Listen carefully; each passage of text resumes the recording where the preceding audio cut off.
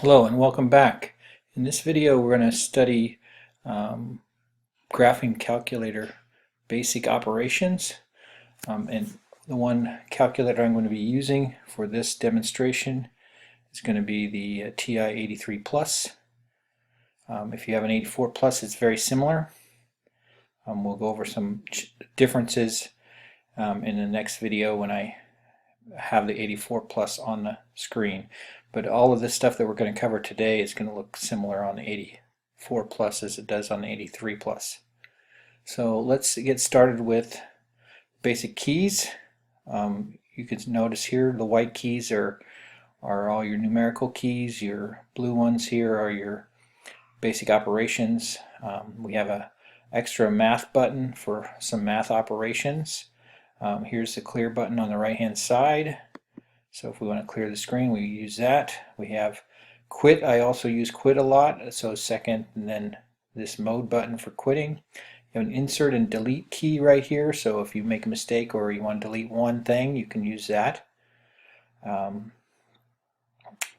Squaring button. This is the power button for any power. Like if we want to do 9 squared, we could type it in 9 to the second power. That's 81. Or we could also have 9 squared, which is also 81. Either one of those works. It gives you the same thing. The other operations can be found in math. If you click on the math, you'll see some things like the roots, some other roots here besides square root. Square root is found right here. It's the second squared button. That's the square root. But if you want to do a cube root or any root here, that's 4 and 5 on the thing. So we'll get to that as we do some examples here and listed over here on the left hand side. So those are the basic operations. If I want to get out of here, as I said, I just do second quit. That takes me back to the regular screen from there. Now other than the basic operations that we're going to do here, we may also use absolute value, which is under the number menu here. We may do integers. We may use the probability here later on. So that's under probability, but mostly your basic functions are found under math here. So that's what we're going to use today. All right, so in this first example, the calculator does know the order of operations, so it's going to compute it. If you just type it in as you see, you will get the calculator to compute the correct response as you see it here. So it will do the order of operations. In this case, it does the 7 minus 4 first, which is 3. Then it multiplies by 13, gives you 39, and then it adds 2 and gives you 41. So we should get 41 out of the calculator, which we do. Now, I always add this times in here, even though you don't see it right here, just because I like to see what operation I'm using. Now, you don't need to do that here. So like on this one it says 5 pi. We don't need to type in 5 times pi. We just have to type in 5 and then pi. So the pi button is right above the power button here. So if you just type in 5 pi, it should give you an approximation. 5 times 3.14 approximately is 15.7 approximately. So that's how we would use the pi button here. You'd use second and then this power key. Alright, square root is found here. You have to use the second button and then the square to get the square root. 17. For example 3, you can close or not close the parentheses. Usually I'll close the parentheses. It's approximately 4.1 there for the square root of 17. The cube root is found under math. It's number 4 here, cube root. You just push enter, and then you type in the number 7. Cube root of 7 is approximately 1.9. All right, now on this fifth example, we have to be careful because in reality, this problem is actually 3 minus 15 or negative 12. over 4 minus 1, which is 3.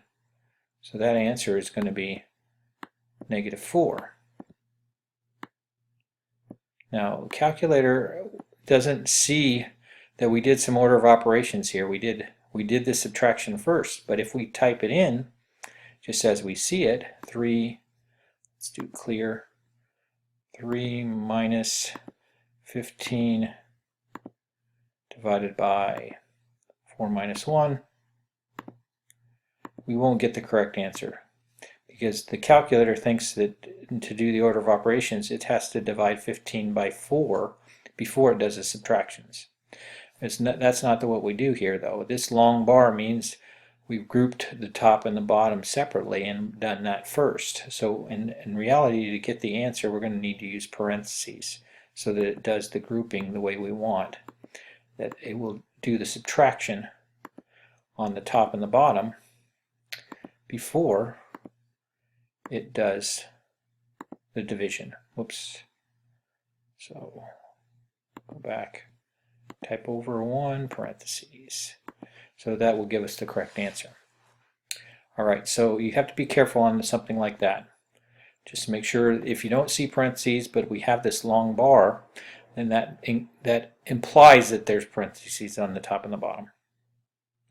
Okay, now problem number 6, example number 6, is something that we sometimes do in the calculator using the alphanumeric keys here. See the A, B, C, that's where we hit alpha and then we hit those keys. Sometimes when we use a formula and we want to evaluate the formula several times, we can use these alpha numerical keys and this key right here, which stores in memory these values. So if we want to store negative 2 into A, we would say negative 2, store that into alpha A. So we do that, and that puts negative 2 in A. It just types out a negative 2, says it's done it. If we want to store negative 7 in B, put negative 7 store alpha B and enter. And then it says negative 7, that means it did it. And then we want to put 5 into, store it into C, 5 store C. And that says it's done it. Now we can just type in the formula as we see it there, b squared minus 4ac. So b squared minus 4 times a times c. So the calculator then gives us an answer of 89. So let's just verify that. So if we do this, first of all, negative 7 squared, negative 7 times negative 7 would be 49. So we'd start off with 49. So negative 7 times negative 7. And then we're going to subtract 4 times a. So that's going to be negative 8. So 4 times negative 2 is negative 8. And then we're going to multiply that by 5. All right. This is going to be negative, or subtracting a negative. Those two signs change to plus. So these two signs will change to plus. So that's going to be, we multiply first, so that's 40 plus 49, which is 89, which is what we got here. So that's great. That works out well. All right, and my last example here for this type, oops, I just want to scroll down, not put a new page.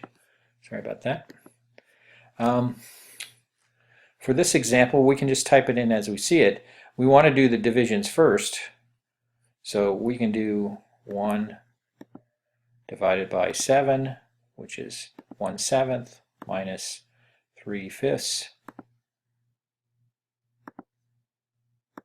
And that'll be the correct answer. And if you put parentheses around the divisions, that's fine, but the order of operations says it's going to do that first before it subtracts. So the calculator is going to give you a decimal answer. And then, as I said earlier, we can have this math function. If we push math and then we want to convert it to a fraction because we want the answer to be in a fraction, because that's what we're doing here, we can just hit the number 1 and it says convert my answer, which is this decimal, to a fraction. I push enter, and that gives us the answer in terms of a fraction. So in this case, it's saying that the answer is negative 16 over 35. So they're saying negative 16 over 35 is your answer in fractional form. And we can verify that. We'll finish up and verify. Let's see, so we would want a common denominator, so we'd multiply these both by 5. So that'd be 5 over 35. We multiply the top by 5 and the bottom by 5 to get a common denominator of 35. And then over here we're going to need to multiply the top and the bottom by 7. So 7 times 3 is 21.